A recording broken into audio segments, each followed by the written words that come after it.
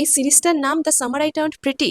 না না না না না, এই সিরিজটার নাম হওয়া উচিত the summer I up everybody's life including me and my self. Team Conrad, team জেরেমায়া ছাড়ো, এই সিরিজটায় সবাই চিটার। আমি সিজন 1 থেকে টিম কনরাড, যদিও আমি বইগুলো পড়ে ফেলেছি, তাও আমি সিরিজে টিম কনরাড ছিলাম। কিন্তু সিজন 1-এ কনরাড যে ভালো কাজ করেছে তেমন কিন্তু না। মনে আছে কনরাড কি করছিল এখানে?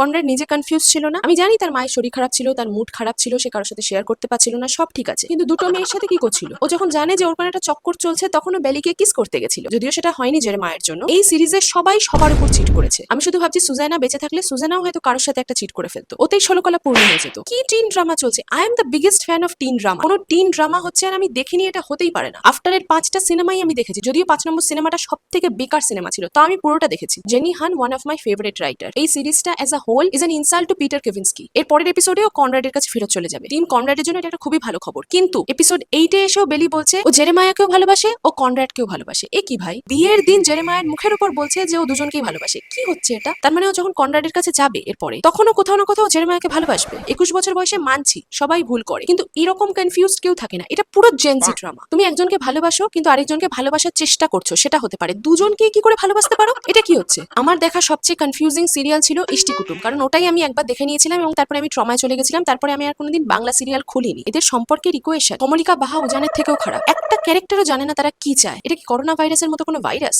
যে সবার ধরে গেছে? সবাই কনফিউজড কি করে থাকতে পারে? আমি এই মুহূর্তে আর বেলি আর কনরাডের রিউনিয়ন দেখতে ইন্টারেস্টেড নই। আমি এখন এটা দেখতে ইন্টারেস্টেড যে ফাইনালি বেলির মা আর বেলির বাবা এক হবে কিনা। এই রিলেশনশিপ ড্রামা ছেড়ে একটু পড়াশোনা বা কাজে ফেরত চলে যাক 1 বছরের জন্য, তখন এরা বুঝবে যে আলটিমেটলি এরা জীবনে কি চায়। 21 বছর বয়সে এরা দুজন বিয়ে করতে যাচ্ছে। এদের কাছে না আছে কেকের বাজেট, না আছে বিয়ে করার বাজেট, না আছে ফ্যামিলিদের ডাকার বাজেট, না আছে নিজের বাড়ি রেন্ট করার বাজেট। বিয়ের দিন ফুল দিয়ে একটু সাজাবে যে, সেটারও পয়সা নেই। এরা বিয়ে করতে চলেছে। অল্প বয়সে পাকলে তার দুঃখ চিরকাল, এটা হচ্ছে তার প্রাইম এক্সাম্পল। আমার আর ধৈর্য নেই 3টে এপিসোড দেখার। 8 নম্বর এপিসোডই আমি হাঁপিয়ে গেছি। আমার ভালো লাগছে যে পরের এপিসোড থেকে আমি বেলি আর কনরাডের এপিসোডস পাবো, কিন্তু আমার তার সাথে রাগও হচ্ছে। আমি চাই যে এরা দুজন এক হোক, কিন্তু আমি তার সাথে চাই যে এরা দুজন আগে ফিগার আউট করুক এরা জীবনে কি চায়। প্রেম আর বিয়ে এগুলো পরে দেখলেও হবে। তাই জন্য তোমরা যদি কেউ মনে করো যে 21 বছরে কম বয়সে বিয়ে করবো, প্লিজ এই সিরিজটা দেখো। আমি কথা দিচ্ছি তোমাকে, এইটা দেখার পর তোমার আর কোনোদিন কম বয়সে বিয়ে করার শখ জাগবে না। জেরেমায়ার এখন একটা সেমিস্টার বাকি, অফলাইনে রেগুলার স্টুডেন্ট হয়েও একটা সেমিস্টার শেষ করতে পারলো না। সে নাকি আবার অফিস জয়েন করে এক্সট্রা টাইমে পড়াশোনা করে অনলাইনে ক্লাস করে সেমিস্টার শেষ করবে। বাহ, প্রত্যেকটা মানুষ কতটা ইমপ্র্যাকটিক্যাল হতে পারে। এই সিরিজ হচ্ছে তার নমুনা। এর থেকে জেনি হানের এক্সোকিটি